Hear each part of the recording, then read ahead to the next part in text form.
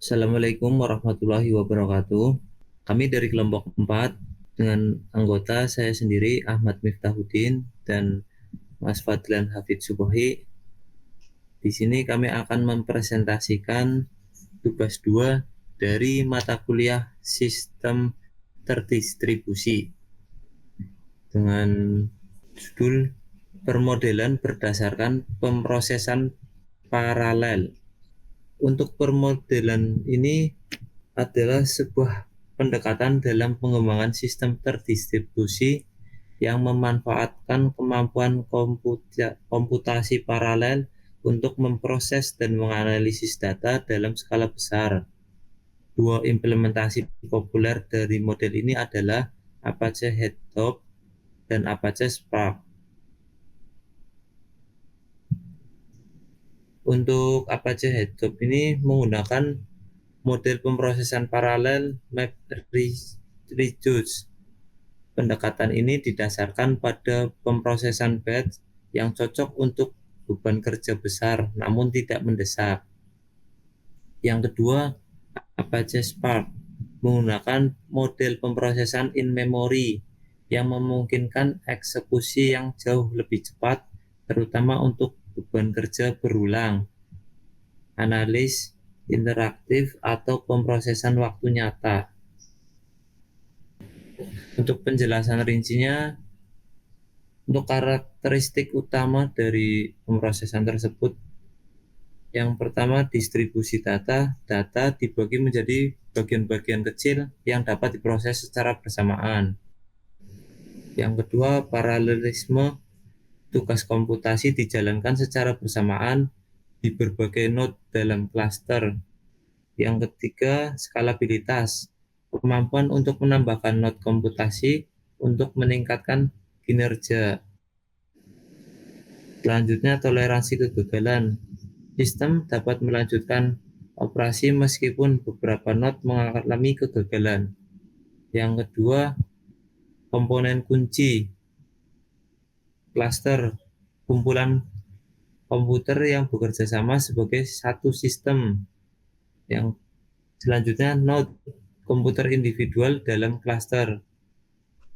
Selanjutnya, job scheduler, mengatur pembagian dan pengiriman tugas ke node-node dalam cluster. Yang terakhir, distributed file system, sistem berkas yang memungkinkan penyimpanan dan akses data secara terdistribusi. Untuk yang ketiga itu Apache Hadoop. Definisi dari Apache Hadoop ini adalah framework open source untuk pemrosesan dan penyimpanan data yang besar secara terdistribusi. Komponen utamanya adalah HDFS, Hadoop Distribution File System. Sistem ini sistem berkas terdistribusi untuk penyimpanan data. Yang kedua, MapReduce, model pemrograman untuk pemrosesan data paralel. YARN, Yet Another Resource Navigator, Negotiator, Manager sumber daya cluster. Cara kerjanya ialah data disimpan dalam HDFS, dibagi menjadi blok-blok. Di MapReduce memproses data dalam dua fase, pemrosesan paralel dan agregasi file atau agregasi hasil. YARN mengatur alokasi sumber daya dan penjadwalan tugas. Untuk Apache Spark sendiri ini definisinya adalah engine pemrosesan data terdistribusi yang dioptimalkan untuk kecepatan dan komputasi in memory.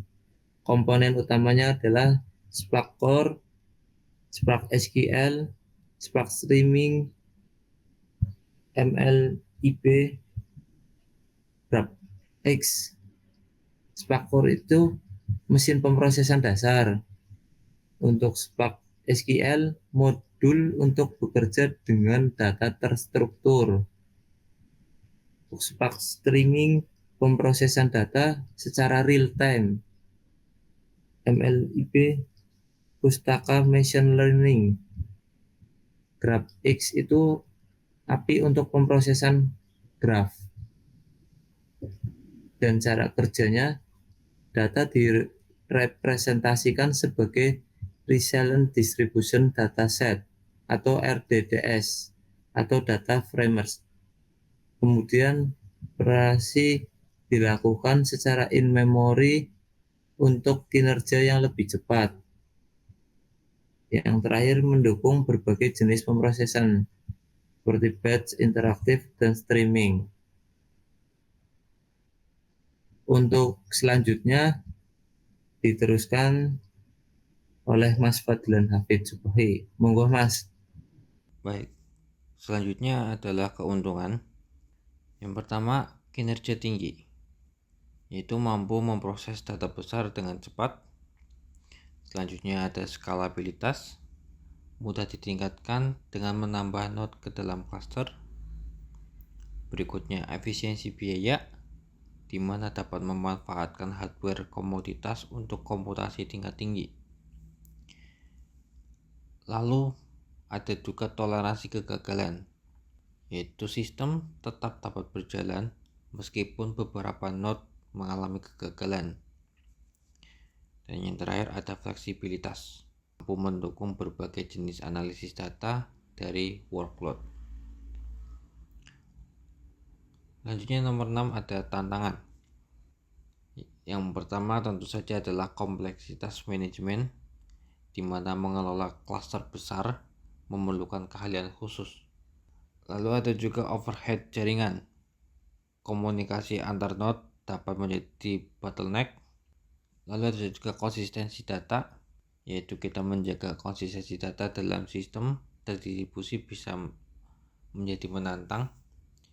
Lalu yang terakhir ada debugging, yaitu melacak dan memperbaiki bug dalam sistem terdistribusi lebih sulit. Lalu bagaimana perbandingannya? Dalam segi kecepatan pemrosesan, Apache Spark umumnya lebih cepat karena pemrosesan in-memory. Sementara dari tipe pemrosesan, Apache Hedop fokus pada batch processing, sementara Apache Spark mendukung batch, real-time, dan interaktif. Bagaimana dengan bahasa pemrograman?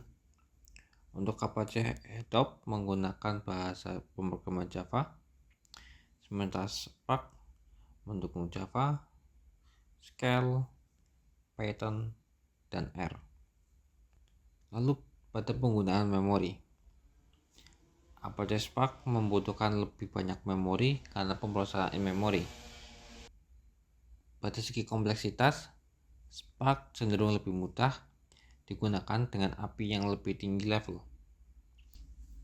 Lalu bagaimana dengan contoh kasus penggunaannya? Pertama ada analisis log, memproses dan menganalisis log server dalam skala besar yang biasa digunakan dalam data center. Merekomendasikan produk, menganalisis perilaku pengguna untuk memberikan rekomendasi personal. Contohnya ketika kita sedang scroll sosial media, tiba-tiba muncul produk-produk yang bersangkutan, atau ketika kita sedang melihat-lihat di e-commerce, lalu muncul di bawahnya yang serupa. Lalu berikutnya deteksi fault, yaitu menganalisis transaksi keuangan secara real time untuk mendeteksi aktivitas mencurigakan. Ini biasa dipakai oleh perbankan. Dan berikutnya ada genomic, memproses dan menganalisis data genetik untuk penelitian medis. Bagaimana dengan tren dan pengembangan masa depan? Kita bisa mengintegrasi dengan teknologi AI dan machine learning untuk meningkatkan kemampuan pemrosesan data secara real time dan streaming. Bisa juga dioptimalkan untuk cloud computing dan edge computing, dan dikembangkan tool untuk memudahkan manajemen dan monitoring cluster. Dan pertanyaan terbesarnya adalah kapan harus menggunakan Apache Hedop dan kapan menggunakan Apache Spark. Apache Hedop lebih cocok jika Anda memiliki volume data yang sangat besar dan waktu pemrosesan tidak terlalu kritis, terutama untuk pemrosesan batch seperti ETL, extract, transform, and load. Lalu untuk Apache Spark lebih cocok digunakan untuk aplikasi yang memerlukan analisis data interaktif, pemrosesan data berulang, pembelajaran mesin, atau pemrosesan data waktu nyata. Karena kecepatan dan efisiensi dalam pemrosesan data in memory. Dan terakhir, sampailah pada kesimpulan, permodelan berdasarkan pemrosesan paralel yang diimplementasikan melalui Apache Hadoop dan Apache Spark telah mengubah cara organisasi menangani dan menganalisis data besar. Dengan kemampuan untuk memproses data dalam skala petabyte secara efisien, model ini memungkinkan wawasan dan inovasi yang sebelumnya tidak mungkin dilakukan dalam berbagai industri dan bidang penelitian. Keduanya banyak digunakan dalam big data, namun dengan arsitektur dan pendekatan yang berbeda tergantung pada kebutuhan spesifik. Ini sekian yang bisa kelompok kami sampaikan. Kurang lebihnya mohon maaf. Assalamualaikum warahmatullahi wabarakatuh.